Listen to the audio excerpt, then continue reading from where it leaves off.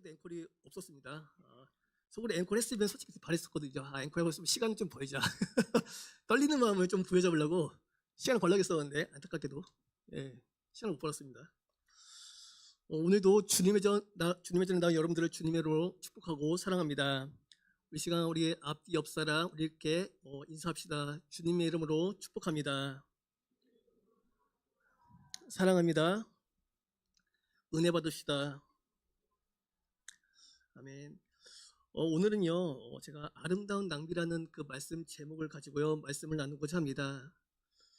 오늘 본문에 보면요 우리가 너무나도 잘 알고 있는 한 여자가 향유 옥합을 깨뜨린 유명한 사건이 나오는 것을 볼 수 있는데요. 1절 2절에서는 대제사장과 서기관들이 예수를 죽이려는 음흉한 계획들이 드러나고 있습니다. 그리고 10절과 11절에는요 가룟 유다가 스승을 배반하고 팔려는 이야기가 나옵니다. 그래서 1절과 2절과 그리고 10절과 11절 사이에는요 이 향유컵 사건이 끼워져 있는 것을 볼 수 있는데요. 이 마가는 성경을 기록하면서요 이 대제사장과 그리고 서기관들의 그 음흉한 그리고 모의 그리고 가룟 유다의 배반이라는 어두움 속에서 한 여자의 헌신을 극적으로 대조하고 있는 것을 볼 수 있는데요. 여러분 제가 한번 질문을 하겠습니다. 혹시 우리가 생각하는 낭비 또는 허비가 무엇입니까? 보통 낭비나 허비라고 생각을 하면요 보통 좋지 않은 개념으로 보통 받아들이기 마련입니다. 하지만 때로는요 그 낭비가 미덕이 될 수도 있고요 때로는 허비가 좋은 결과를 날 수도 있습니다. 예를 들면은 부부 사이에서도 평소에 절약하며 검소하게 살던 부부가 어느 날 남편이 아내를 위해서 고생한 아내를 위해서 이렇게 로맨틱하게 식사를 준비해 준다던가 선물을 준비한다고 해준다던가 그럼 이것은 과연 낭비입니까 허비입니까? 아무 대답이 없으시네요. 낭비입니까? 이것은 낭비나 허비라고 볼 수가 없겠죠. 그리고 만약에 내가 주변 사람들에게 어떤 많은 도움을 받았어요. 그러다가 이제 그것은 그 은혜를 갚습니다. 그것은 낭비입니까 허비입니까? 그것 또한 낭비나 허비라고 볼 수가 없겠죠. 그래서 오늘 당시 보면요, 오늘 말씀 보면요, 바로 이러한 사건이 오늘 본문에서 벌어진 것을 볼 수 있는데요. 이 사건이 언제 벌어졌을까요? 우리 마가복음 14장 1절, 2절 우리 같이 보도록 하겠습니다. 같이 읽겠습니다. 이틀이 지나며 유월절과 무교절이라 대제사장들과 서기관들이 예수를 흉계로 잡아 죽일 방도를 구하며 이르되 밀란이 날까 하노니 명절에는 하지 말자 하더라. 아멘. 이 이스라엘의 최대 명절인 유월절인데 유월절을 앞두고 이스라엘의 정치 지도자들과 종교 지도자들이 모여서 예수를 어떻게 죽일까 음모를 꾸미고 있는 것을 볼 수 있는데요. 2절에 보면은 밀란이 날까봐 명절에는 하지 말자고 합니다. 왜냐하면 이때 당시 예수님께서는 굉장한 많은 역사와 기적을 베푸시면서 굉장한 인기를 끌고 계셨습니다. 오늘날 따지면 아마 제 생각에서 BTS보다 훨씬 더 많은 인기를 아마 끌었을 것입니다. 왜냐하면 BTS는 물론 노래를 잘하지만은 기적을 베푸지는 않잖아요, 그렇죠? 어쨌든 예수님 그렇게 굉장한 인기를 끌고 계셨는데요. 그런 예수를 체포하면 백성들이 난리를 일으킬 것이니 차라리 명절이 끝난 후에 하자는 것이었습니다. 그들은 종교 지도자라고 하면서도 하나님을 두려워하고 경외한 것이 아니라 사람들의 눈치를 보면서 자기들의 권력을 유지하려는 자들이었던 것이죠. 소위 지도자라는 사람들은 음모를 꾸미고 예수를 죽이려고 하던 바로 그때에 이름도 나오지 않는 한 여인이 예수님께 귀한 것을 바친 아름다운 사건이 일어납니다. 우리 3절에 보면요 이렇게 기록되어 있습니다. 같이 읽겠습니다. 3절입니다. 예수께서 베다니 나병 환자 시몬의 집에서 식사하실 때 한 여자가 매우 값진 향유 곧 순전한 나드 한 옥합을 가지고 와서 그 옥합을 깨뜨려 예수의 머리에 부으니. 아멘. 이 사건이 일어난 도시는요 여러분 잘 아시다시피 바로 베다니입니다. 베다니인데요. 이 베다니는요 가난한 자의 집이라는 뜻을 가지고 있고요. 그리고 예루살렘 동쪽 감람산 기슭에 있는 작은 마을입니다. 이 베다니 마을은요 여러분 잘 아시다시피 예수님이 나사로를 살리고 또한 자주 머물렀던 곳이기도 하고요. 또한 마르다 마리아 나사로 3남매와 문둥병자 시몬의 집이 있었던 곳으로 아주 예수님께서 예루살렘 방문 시에 자주 머무르며 교제하던 그런 안식의 장소였는데요. 또한 부활 후 제자들과 마지막 시간을 보내고 승천한 곳이기도 하죠. 그 베다니에서 일어난 일이고요. 그 중에서도 바로 나병 환자 시몬의 집이었습니다. 이때도 나병 환자는 아니었고요. 이전에 나병에 걸렸다가 예수님이 고쳐주신 사람이라고 학자들은 공통적으로 말합니다. 그게 너무 감사해서 예수님을 위한 잔치를 벌인 것입니다.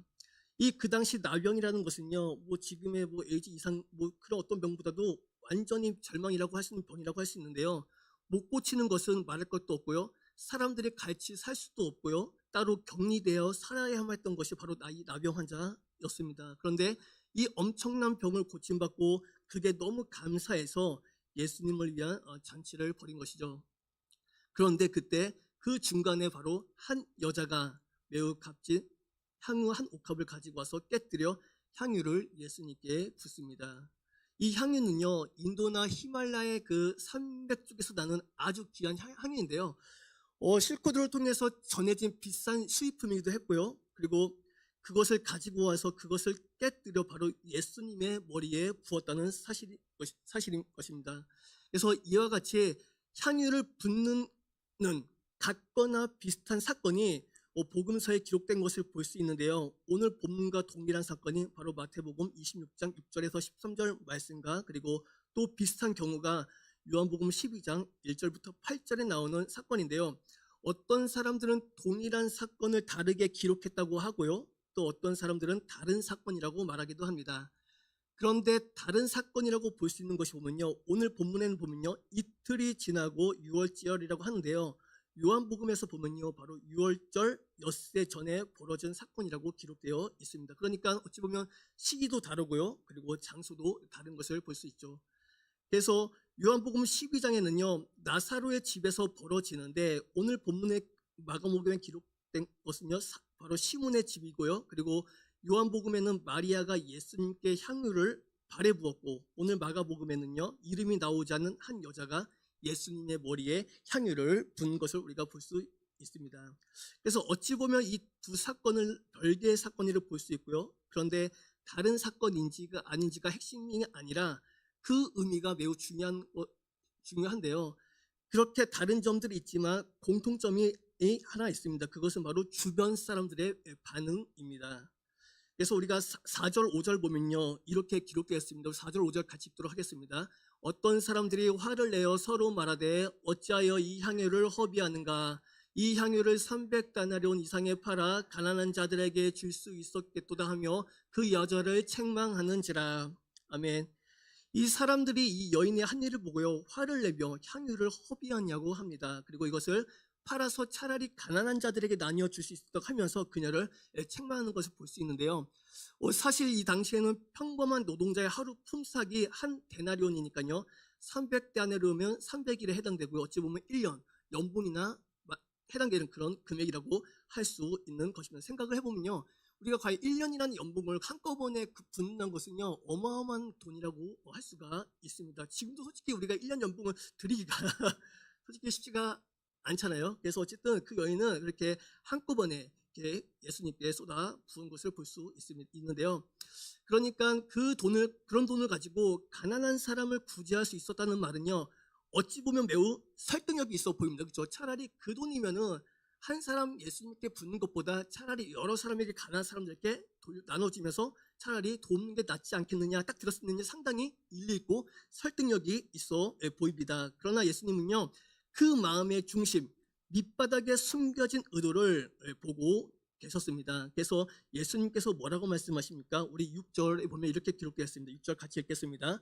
예수께서 이르시되 가만두라 너희가 어찌하여 그를 괴롭게 하느냐 그가 내게 좋은 일을 하였느니라. 아멘. 예수님은요 그가 내게 좋은 일을 했다고 하십니다. 그래서 우리 말에는 좋은 일이라고 되어 있지만요 원문을 보면요 바로 아름다운 일이라고 말입니다. 그래서 사람들은 허비했다고 하는데 예수님은요 아름다운 일을 했다고 하신 것이죠. 겉으로 보면 이 여인이 한 일은 낭비이고요 허비입니다. 그러나 주님은 이 여인이 아름다운 일을 했다고 하시는 것을 볼 수 있습니다. 오늘날도 마찬가지인 것 같아요. 우리가 오늘날 주일날 예배를 드리고 이 시간에 예배를 드리고 헌금하는 것, 봉사하는 것도요. 세상 사람들 보기엔요 상당한 낭비라고 보여줄 수가 있습니다. 아니 주일은 차라리 그 시간에 돈 더 벌고 차라리 그 시간에 잠을 더 자던가 놀러 가면 되는데 왜 그 시간에 힘들게 왜 주일을 봉사하면서 세상 사람들 봤을 때는 낭비라고 여겨질 수도 있습니다. 우리가 그런 말들 많이 듣잖아요. 그렇죠? 때로는 우리 마음, 우리는 인간인지라 그런 말 듣다 보면요. 우리는 때로는 사람이다 보니까 그런 말 듣다 때로는 되게 마음의 상처도 받기도 하고 내가 왜 주를 위해서 열심히 하는데 내가 왜 세상 사람들이 내가 왜 이런 소리를 들어야지 하면서 때로는 우리 마음이 많이 힘들 때도 분명히 아마 있을 것입니다. 그렇지만 어쨌든 한 가지 확실한 것은요. 결코 사람들이 보기에는 세상 사람들 보기에는 낭비라고 볼 수 있겠지만은 결코 우리는 낭비가 아닙니다. 헌금 또한 어떻습니까? 우리는 헌금 생활을 합니다. 그렇죠? 그래서 어떤 사람은 심지어 어마어마한 헌금하시는 분들도 계십니다. 그래서 그걸 액수 따지면요. 뭐 10년, 20년, 뭐 30년 이 돈을 차라리 모았으면은 좀 꽤 부자가 되었겠죠. 예, 그렇죠. 세상 사람들 보기에는 정말 낭비입니다. 그러나 우리는 거룩한 낭비를 하는 것입니다. 하나님을 위해서 낭비하는 것입니다. 누가 거룩한 낭비를 할 수 있습니까? 아무나 거룩한 낭비를 할 수 있는 것이 아니라 하나님의 사랑을 받은 사람들만이 거룩한 낭비를 할 수 있는 것이죠. 그래서 요한복음 11장 5절에 보면요 이렇게 기록되어 있습니다. 우리 같이 읽도록 하겠습니다. 예수께서 본래 마르다와 그 동생과 나사로를 사랑하시더니 아멘. 요한복음 나사로에 대한 정보가 많지는 않지만 그는 예수님에 의해 나병을 고침받은 사람입니다. 주님으로부터 큰 은혜를 입었던 사람입니다. 우리도 마찬가지입니다. 사랑받을 자격이 없는 자인데도 불구하고 하나님께 받은 사랑이 너무나도 큽니다. 여러분 그 사실을 믿으십니까? 다 믿으시니까 이 자리에 나오셨겠죠. 그렇죠? 그래서 우리가 받은 사랑에 비하면요 주님께 드리는 것은 지극히 적은 것이라고 할 수 있는데요. 우리가 그리스도를 위해 생명까지 바쳐도 그것은 낭비가 될 수 없는 것이죠. 진짜 낭비는 무엇입니까? 가치를 위해 값을 지불하기보다는 돈을 따지고 살아가는 것이야말로 진짜 낭비라고 할 수 있습니다. 그렇다면요 예수님은 왜 좋은 일을 했다고 말씀하신 것일까요? 첫 번째는요 이 여인에게는요 진정한 사랑의 동기가 있었습니다. 주님은 그 사랑의 동기를 보았던 것이었습니다. 여러분 사랑은요 언제나 계산을 초월하여 움직이게 됩니다. 사랑에 빠진 젊은 남녀를 보시기 바랍니다. 여러분들도 물론 결혼 다 거의 하시겠지만요, 그렇죠? 사랑 없이 결혼하지 않고 다 사랑에 빠졌기 때문에 결혼을 하셨겠죠, 그렇죠? 사랑을 하면요 계산하지 않습니다. 자기가 더 해주고 싶은데 더 해주지 못할 때 안타까워합니다. 만약 사랑한다고 하면서 계산하고 있다면 그것은 진정한 사랑이라고 볼 수 없는 것이죠. 그렇기 때문에 여러분 정말 사랑하는 사람들은요 자기가 사랑하는 사람을 위해 쓴 시간을 돈을 아까워하거나 낭비로 생각하지 않습니다. 낭비라고 생각한다면요 나는 너를 사랑하지 않는다라고 하는 것과 같다고 볼 수 있는 것이죠. 부모도 마찬가지입니다. 부모가 자녀를 사랑할 때 어찌합니까? 모든 것을 줘도 아깝지 않죠. 사랑은 자신의 생명까지도 주는 것이고요. 그리고 사랑은 때때로 사람의 눈을 멀게 하기도 합니다. 사랑은 그 사람만 보게 합니다. 그리고 사랑은 인간을 맹목적으로 만들고 대가를 초월하게 만들기도 합니다. 그런데 여인을 비난한 사람들을 보십시오. 어떤 사람들이라고 되어 있는데요. 어떻게 보면 어린이들을 주님께 오는 것을 막은 제자들이었을 거라고 생각이 됩니다. 이 사람들은 이 여자가 향유를 허비했다고 말을 합니다. 그러면서 가난한 사람들에게 주었으면 좋았겠다고 합니다. 요한복음 12장 6절에 보면요. 그는 도둑이라고 가룟 유다에 대해서 그렇게 기록되어 있는 것을 볼 수 있는데요. 여러분 우리가 아는 유다는요. 세리마태를 제치고 회계를 맡을 정도로 아주 돈에 밝은 사람이었는데요. 요한에 의하면 이 사람이 알고 보니까 도둑이었던 것이죠. 공금 횡령을 했다는 것이죠. 그랬다 보니까는 아마 이 사람들도 보면요 옛날이나 지금이나 사람의 본성은요 시대와 문화를 초월하는 것과 소월해서 똑같다고 볼 수 있는데요. 보면은 예전이나 뭐 지금이나 다 누구나 인간의 탐욕과 욕심이 다 있지 않습니까? 오히려 가면 갈수록 인간의 탐욕과 욕심 정말로 끝이 없는 것을 우리가 보게 됩니다. 그래서 어찌 보면 이 사람들도요 비슷한 심정이었을 것이 분명하다고 볼 수 있는데요. 마음속에 있는 이기적인 동기가 있었고요. 자기들은 못하면서 이 여자는 하니까 시기하고 질투하는 마음도 있었을 것이고요. 또 실제로 못마땅하게 볼 수도 아마 있었을 것입니다. 여러분 이것이요. 과연 세상에서만 그런 게 아니라요. 오늘날 교회도 많이 그런 것을 볼 수가 있는데요. 누군가가 교회를 위해서 열심히 헌신하고 봉사하면요. 거기에서 내가 조금의 힘을 보탤까 같이 섬겨주 이런 마음을 갖게 되는데 때로는 교회 안에서도 어찌합니까? 그것을 질투하거나 시기하거나 그런 경우를 종종 우리가 많이 보게 됩니다. 결코 예수님께서는요. 그런 모습을 기뻐하시지 않으십니다. 여러분 누군가 열심히 한다면요. 더욱더 격려해 주시고 더욱더 힘을 합쳐서 같이 주님께 더욱더 기쁨과 영광을 드리는 여러분이 되시길 소망합니다. 그래서 오늘날에도 보면요. 정말 주님을 사랑해서 헌신하고 시간과 물질을 들여가며 섬기는 헌신당 그리스도인들이 있고요. 또 주님의 제자들이 많이 있습니다. 또 우리 교회도 물론 그런 분들을 볼 때 마음이 따뜻해지고 또한 때로는 감동될 때도 있습니다. 그런데 사람들은 뭐라고 합니까? 많은 사람들은 좀 적당히 해라. 믿어도 적당히 믿어. 많이 들어보시죠? 믿어도 적당히 믿어라. 아마 신앙생활 하면서 이 말 안 들어보신 분 아마 없을 거예요. 그렇죠? 엄청나게 많이 들은 그 나머지 하나가 바로 적당히 믿어라입니다. 완전히 하지 말라고는 안 하지만 적당히 하라고 합니다. 여기도 뭐라고 합니까? 아예 하지 말라는 것이 아니라 그렇게 할 거면 차라리 뭐라고 합니까? 가난한 사람들을 돕지 왜 여기에 다 쏟아 붓느냐라고 합니다. 그 차이가 무엇입니까? 바로 사랑인 것이죠. 주님을 정말 사랑하면요. 아깝지 않습니다. 물론 형편에 따라 해야지만 들을 때 시간과 물질이 아깝지 않고요. 오히려 나를 이렇게 써주시니 하면서 감격하고 감사하게 됩니다. 여러분 우리가 신앙생활을 하면서 우리가 많은 것이 회복이 되어야겠죠. 그렇죠? 근데 가장 중요한 것은 바로 주님을 향한 사랑이 먼저 회복돼야 될 줄 믿습니다. 여러분 우리 안에 예배 시간에 여러분 많은 것들 구하잖아요. 그렇죠? 이것저것 많이 구하는데 우리가 정말 주님을 향한 그 사랑을 먼저 구하시길 바랍니다. 그것이 먼저 회복되고 그 사랑이 먼저 우리 안에 넘칠 때 여러분의 삶 가운데 주님께서 주시는 평강이 평안이 넘치게 될 줄 믿습니다. 그래서 주님께서 보시는 것은 바로 마음의 중심인데요. 특히 사랑이 있는가를 보십니다. 예수님께서 말씀하신 가장 큰 계명이 무엇입니까? 우리 마가복음 12장 30절 31절 같이 읽도록 하겠습니다.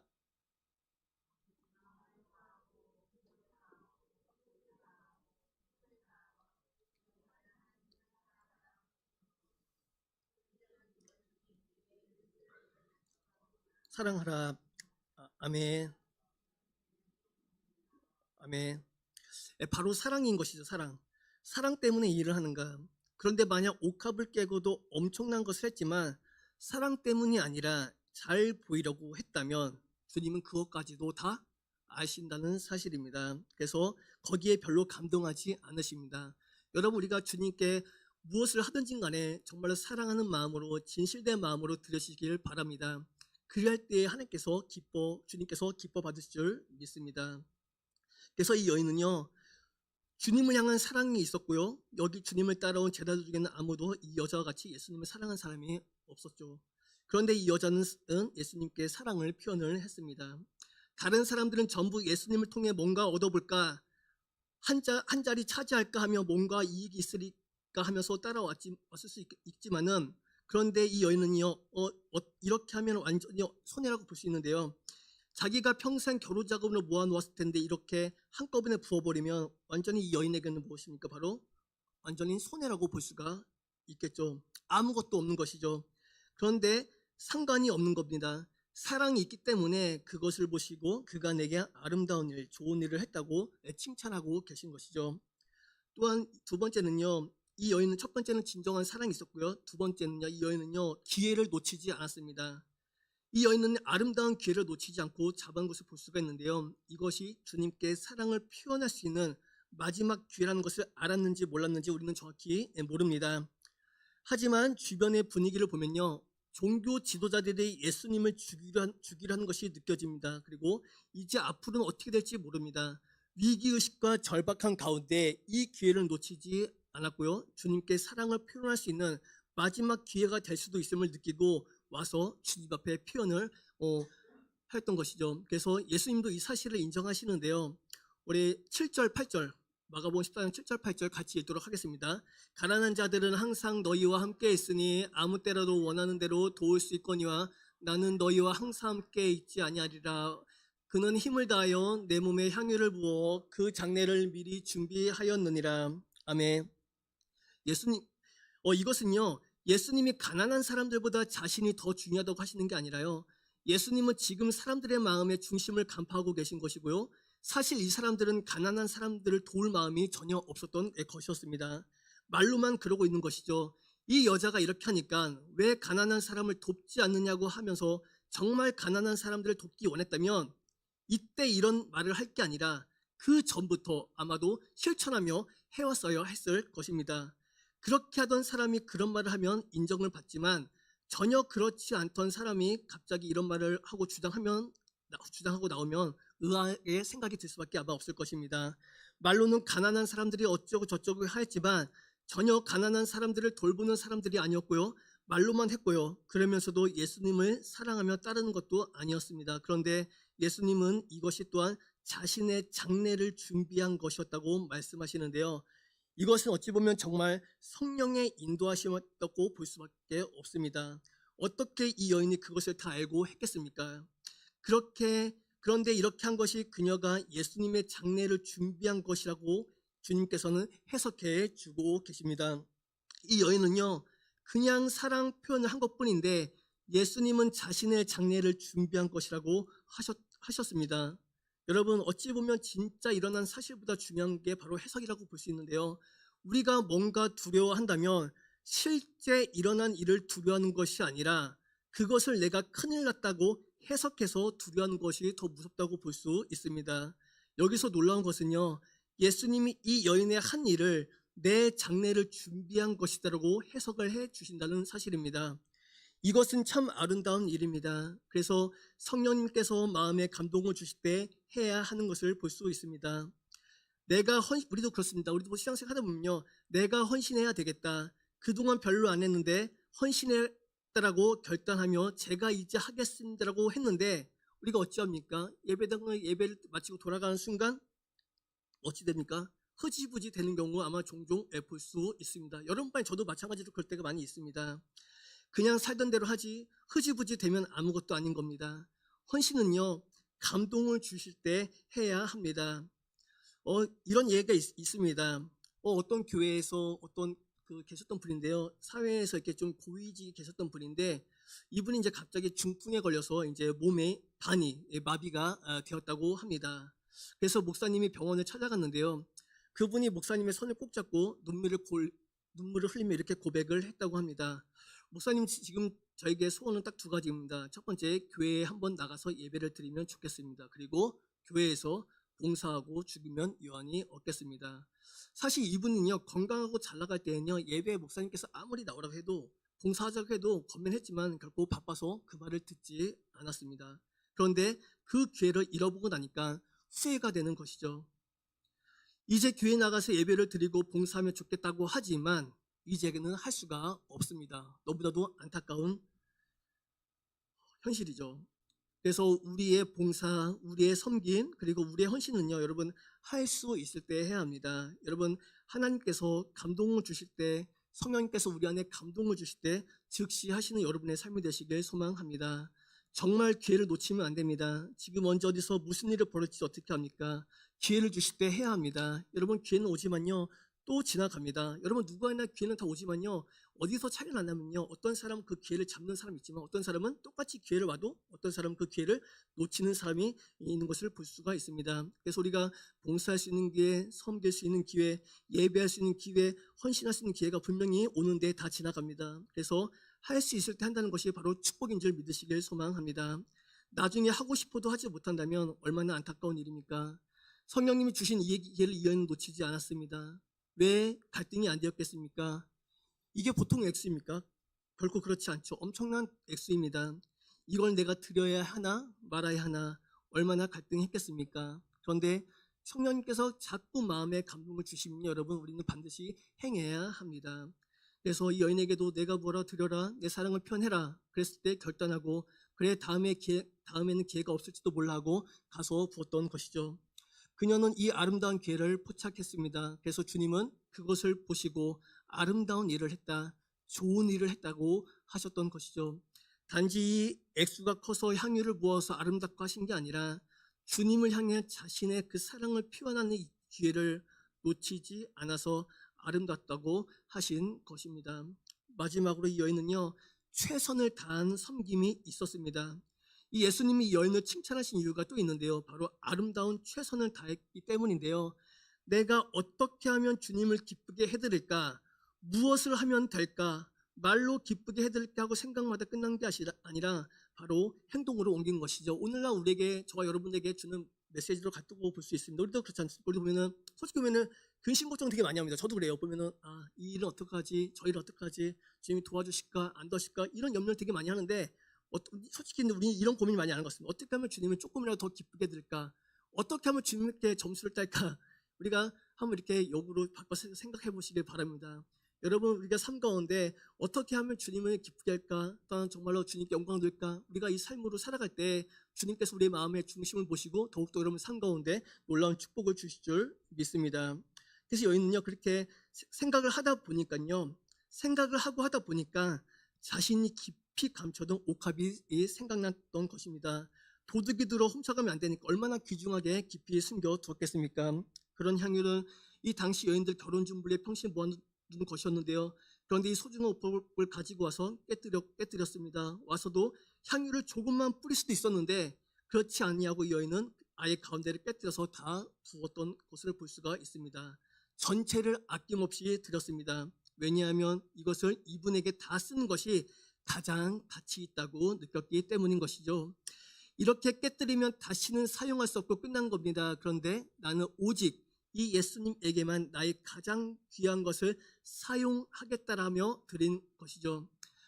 사랑하는 예수님께 최선을 다해서 자신의 모든 것을 드린 이 여인의 헌신의 마음이 이해가 되십니까? 아니면 그래도 허비가 아닌가 하고 생각이 되십니까? 그것은 그녀의 모든 것이고 최선이었습니다. 이 여인은 최선을 드리고 싶었습니다.